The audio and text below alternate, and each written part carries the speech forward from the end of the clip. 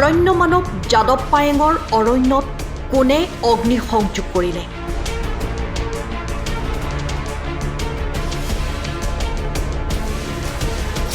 ব্ৰহ্মপুত্ৰৰ বালি খননৰ বিৰুদ্ধে মাত মতাৰ বাবে দুৰ্বৃত্তই কৰিলে নেকি এই কাণ্ড?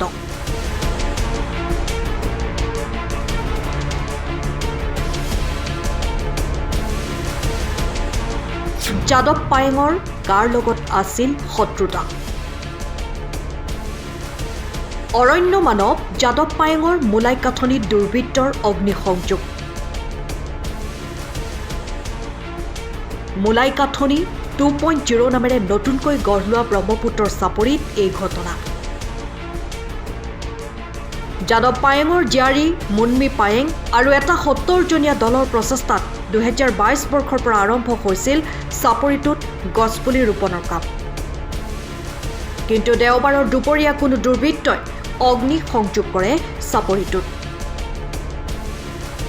অৰণ্যখনৰ প্ৰায় 5 বিঘা মাটিত এই অগ্নিকাণ্ড সংঘটিত হয়, যাৰ বাবে বহু গছ-গছনি জুইত জাহ যায়। পিছত স্থানীয় যুৱক আৰু দৰ্শনাৰ্থীৰ প্ৰচেষ্টাত অগ্নি নিৰ্বাপন কৰা হয়।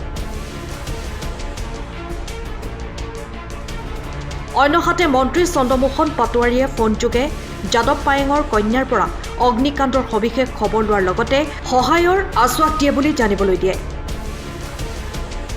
অন্যহাতে মাজুলী জিলা প্ৰশাসন আৰু বন বিভাগেও খা খবৰ লৈছে বুলি মুনমী পায়েঙে জানিবলৈ দিয়ে। এই অগ্নিকাণ্ড কোনে সংঘটিত কৰিলে এতিয়াও জানিব পৰা হোৱা নাই।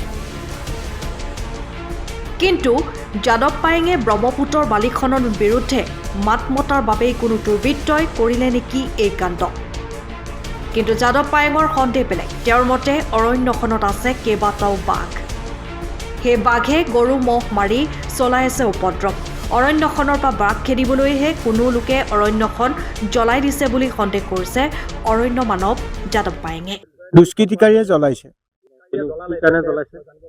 ক'ব নোৱাৰে নহয়। ইয়াত বাঘ 4-5টামান আছে। সেই বাঘে গৰু খাই চাগে, ম'হ খায়। বাঘটো চাগে জুই জ্বলালে আঁতৰি যাব নেকি বুলি পেলাই তেনেকুৱা হ'ব পাৰে। তেনেকুৱা অনুমানটো মই কৰিছোঁ। মানে নহয়, তেতিয়া তৰ্কাতৰ্কি হৈছে ৰেঞ্জাৰৰ লগত যে মই ইয়াৰ পৰা মাটি নি পেলাই শিৱসাগৰত 4 লেনত মাটি দিমেই। গতিকে এখন ডিষ্ট্ৰিক্টৰ পৰা এখন ডিষ্ট্ৰিক্টলৈ কেনেকৈ মাটি নিব? বালি ব্ৰহ্মপুত্ৰ খনন কাৰ্য কেনেকৈ হ'ব?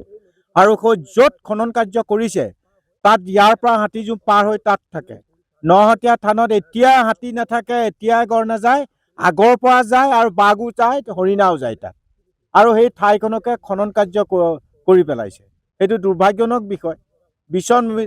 সেইখন হাবি যদি গুচি যায়, নহতীয়া থানখন গুচি যায়, গৰাখহাই লৈ যায়, তেতিয়া নহতীয়া গাঁও আলিটোৰ ভিতৰত সোমাই যাব এইবোৰ জীৱ জন্তু। গতিকে সেই ঠাইখন থকাৰ কাৰণে তাহাঁতে জিৰণি ইয়াৰ পৰা গৈ পেলাই থাকে। তেনেবিলাক পদক্ষেপটো বন বিভাগে কৰিব নালাগে বুলি মই অনুৰোধ কৰিছোঁ। ৰেঞ্জাৰ মানে তৰ্কযুদ্ধ।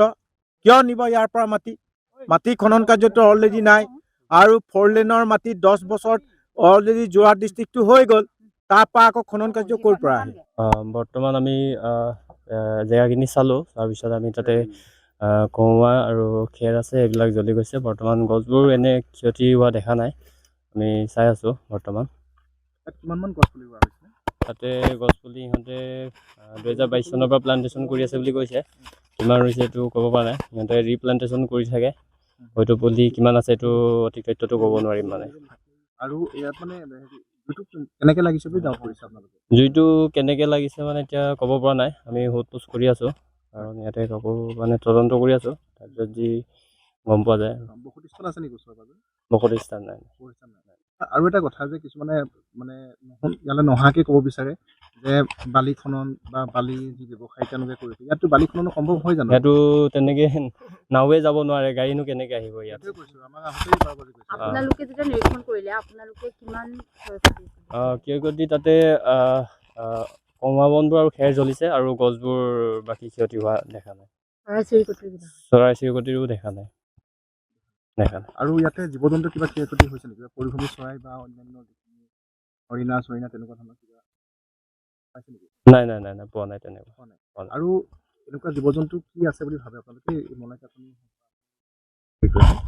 ইয়াতে আমাৰ পহু আছে, হৰিণ, তেনেকৈ বাঘ আৰু হাতীটো আহি আৰু বাঘ আছে মানে ৰয়েল বেংগল টাইগাৰ ঢেকীয়াপতি ইয়াতে মানে ইয়াতে বিচৰণ কৰি থাকে মানে মুভ কৰি থাকে অহা যোৱা কৰি এইটো চাপৰি হয় সেইটো কাৰণে আৰু এতিয়া বেছিটো কিমান বিঘামানত জ্বলিছে বুলি আপোনালোকে ধাৰণা কৰিছে? প্ৰায় 5 বিঘামান জ্বলি গৈছে মানে যিটো খেৰণি বা যিটো আপোনাৰ যে কহুৱা তেনেকুৱা খেৰণি আৰু অকমা এইবোৰ জ্বলি গৈছে সেইখিনি জ্বলি গৈছে মানে ধৰক কোনোবাই এতিয়া পৰিষ্কাৰ কৰিবৰ কাৰণে যে জ্বলাই যায় খেতি কৰিবলৈ জ্বলাই যায় তেনেকুৱা হ'ব পাৰে নেকি বা তেনেধৰণৰ কোনোবাই গৰু চৰু চৰাই তেওঁলোকে তেনেকুৱা জ্বলোৱা তেনেকুৱা ধৰণৰ ডাউট তেনেকুৱা বৰ্তমান আমি এইটো ক'ব নোৱাৰিম কেনেকৈ জ্বলিছে আমি চাব আহিছোঁ আমি ইনভেষ্টিগেশ্যন কৰিলোঁ তাৰপিছতহে ক'ব পাৰিম যে বস্তু কেনেকৈ জুই লাগিলে আৰু আপোনাৰ এই গোটেই চাপৰিটো জুৰিডিকশ্যনটো মাজুলী জিলাত পৰে হয় নাই আপোনালোকৰ হয় যোৰহাটৰ পৰা পৰে নাই এইটো যোৰহাটৰ কাৰণে এইটো মই ক'ব নোৱাৰিম